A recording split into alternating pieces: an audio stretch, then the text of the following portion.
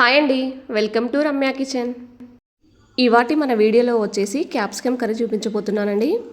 మీరు capsicum curry ఎప్పుడూ ఒకేలా కాకుండా ఇలా ఒకసారి ట్రై చేయండి. ఇది దోశలోకైనా, చపాతీలోకైనా, అన్నంలోకైనా చాలా బాగుంటుందండి. క్యాప్సికమ్ అంటే ఇష్టపడని వాళ్ళు కూడా ఇష్టంగా తింటారు. ఈ కర్రీ వండి పెడితే అంత బాగుంటుందండి ఈ కర్రీ అనేది. క్యాప్సికమ్ కూడా చలవ చేస్తుందండి మనకు ఒంటికి అనేది. నేను ఒక హాఫ్ కేజీ వరకు క్యాప్సికమ్ తీసుకున్నానండి. వీటిని కడిగి ఇలా ప్లేట్లోకి పెట్టేసుకున్నానండి. వీటి తుడిమల భాగం అనేది తీసేయాలండి మనం కట్ చేసేటప్పుడు. ఈ కర్రీలోకి మరి పెద్దగా కాకుండా మరి చిన్నగా కాకుండా మీకు వీడియోలో కనిపించినట్టు అలా కట్ చేసుకుంటే సరిపోతుందండి. మరి చిన్నగా కట్ చేసుకుంటే మనకు గ్రేవీ లాగానే కలిసిపోతుంది క్యాప్సికమ్ అనేది. ఒక వెడల్పాటి కడాయి తీసుకోండి. దాంట్లోకి ఒక కప్పు వరకు పల్లీలు తీసుకోండి. గ్యాస్ అనేది మీడియం టు హై ఫ్లేమ్లో పెట్టేసుకొని పల్లీలు అనేది వేయించేసుకోండి. మనకు పొట్టు ఊడిపోవాలండి చేత్తో నలిపితే ఇలా.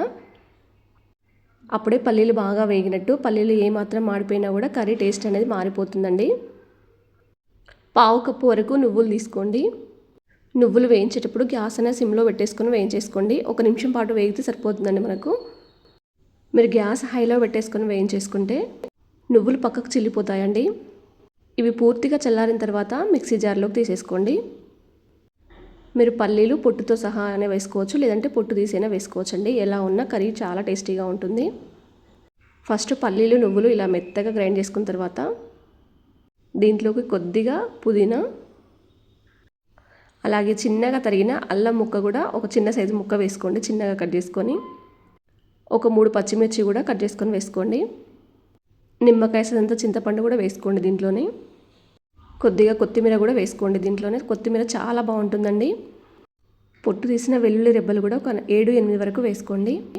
కొంచెం వాటర్ పోసుకొని ఇలా గ్రైండ్ చేసుకోండి మెత్తగా గ్రేవీలాగా. ఇప్పుడు కర్రీ కోసం ఒక వెడల్పాటి కడాయి పెట్టేసుకోండి. దాంట్లోకి ఒక 2 టేబుల్ స్పూన్ల వరకు ఆయిల్ వేసుకోండి. పోపులోనే 2 ఇలాచీలు, ఒక దాల్చిన చెక్క, 3 లవంగాలు, ఒక 7-8 వరకు మిరియాలు, ఒక 1 టేబుల్ స్పూన్ షాజీరా కూడా వేసుకోండి. చాలా బాగుంటుందండి ఈ పోపులో. అలాగే 3 పచ్చిమిర్చి కూడా కట్ చేసుకొని వేసుకోండి. ఒక చిన్న ఆనియన్ కూడా కట్ చేసుకొని వేసుకోండి. పోపు అంతా వేగేలా కలుపుకుంటూ ఒకసారి కలిపేసుకోండి. ఈ పోపులోనే పసుపు కూడా పావు టీ స్పూన్ వేసుకోండి. ఉల్లి పచ్చిమిర్చి వేగిన తర్వాత మనం ఆల్రెడీ పేస్ట్ చేసి పెట్టేసుకున్నాం కదండి, ఆ పేస్ట్ అంతా ఇందులో వేసేయండి.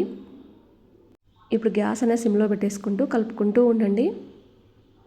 మీరు ఉప్పు అనేది మిక్సీ పట్టేటప్పుడైనా వేసుకోవచ్చు, లేదంటే ఇప్పుడు వేసుకోండి. అప్పుడు వేసుకోకపోతే ఒక హాఫ్ టీ స్పూన్ వరకు వేసుకున్నానండి నేను ఉప్పు. ఇలా కలపకపోతే అడుగు అనేది మాడిపోతుందండి. అలాగే గ్యాస్ కూడా హైలో పెట్టేసుకోవద్దు.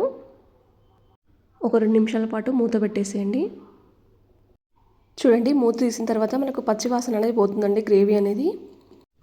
మనం ఆల్రెడీ కట్ చేసి పెట్టేసుకున్నాం కదా క్యాప్సికమ్ ముక్కలు అనేది, అవి తీసుకొచ్చి ఇందులో వేసేసి మొత్తం గ్రేవీ అంతా కలిసేలా 1 నిమిషం పాటు కలిపేసుకోండి.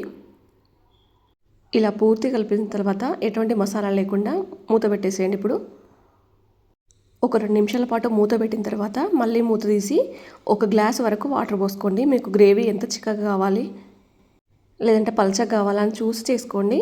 చపాతీలోకి అయితే కొంచెం గ్రేవీ పల్చగా ఉంటేనే బాగుంటుందండి, మరి చిక్కగా కాకుండా. అన్నంలోకి అయితే కొంచెం చిక్కగా ఉంటే బాగుంటుందండి. ఇప్పుడు మూత పెట్టేసేయండి. ఒక 5 నిమిషాల తర్వాత మూత తీస్తే మనకు చుట్టూ ఆయిల్ అనేది వస్తుందండి. ఇలా చుట్టూ ఆయిల్ వచ్చిన తర్వాత ఒక 1 టేబుల్ స్పూన్ వరకు కారం వేసుకోండి. మనం ఆల్రెడీ పచ్చిమిర్చి మిరియాలు వేసాం కాబట్టి కారం అనేది సరిపోతుందండి. గరం మసాలా కూడా ఒక హాఫ్ టీ స్పూన్ వరకు వేసుకోండి. మీరు స్పైసీ ఎంత తింటారో అంత చూసి వేసుకోండి. ఒక 1 టేబుల్ స్పూన్ వరకు ధనియాల పొడి వేసుకోండి. ఇప్పుడు మసాలాలంతా కలిసేలా ఒకసారి కలిపేసుకోండి. మీకు నచ్చితే పైన కొత్తిమీర తరుగు వేసుకోవచ్చండి. నేనైతే కొత్తిమీర కూడా వేసుకోలేదు. 1 నిమిషం పాటు ఉంచేసి దించేసానండి.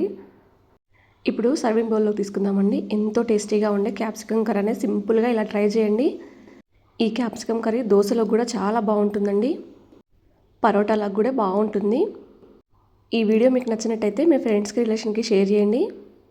ఒకవేళ మీరు ఈ రెసిపీ ట్రై చేసి ఉంటే ఎలా వచ్చిందో నాతో షేర్ చేసుకోవడం మాత్రం మర్చిపోవద్దండి. లంచ్ బాక్స్లో కూడా ఈ రెసిపీ అనేది చాలా బాగుంటుందండి.